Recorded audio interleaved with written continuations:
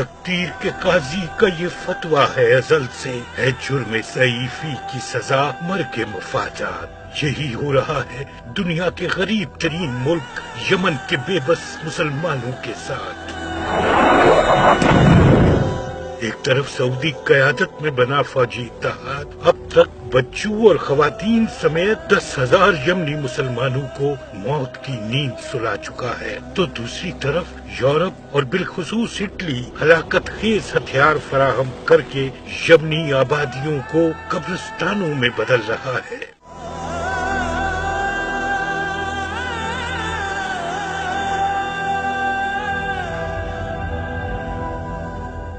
یمنی عوام کو مارنے کے لیے سعودی لڑاکا طیاروں سے گرائے جانے والے MK سیریس کے ہلاکت خیز بم تیار کیے جا رہے ہیں اٹلی کے ایک جزیرے سردانیہ کی ایک فیکٹری میں، جہاں سے ان ہلاکت خیز ہزاروں بموں کی درجنوں کھیپیں بحری اور فضائی راستوں سے جدہ پہنچائی جا رہی ہیں۔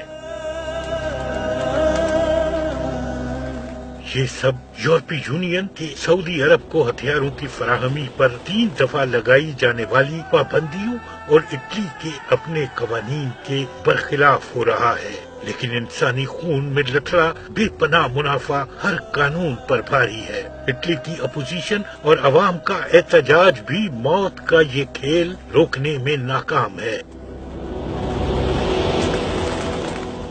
یمن دنیا کا وہ بدقسمت ملک ہے جہاں کربلائے عصر کے باوجود اس کے خلاف کوئی آواز ہے نہ نوحہ کہ ریال، ڈالر اور مفادات کے آگے انسانیت دم توڑ چکی ہے۔ یمنی مسلمانوں کا قتل عام کب رکے گا کوئی نہیں جانتا۔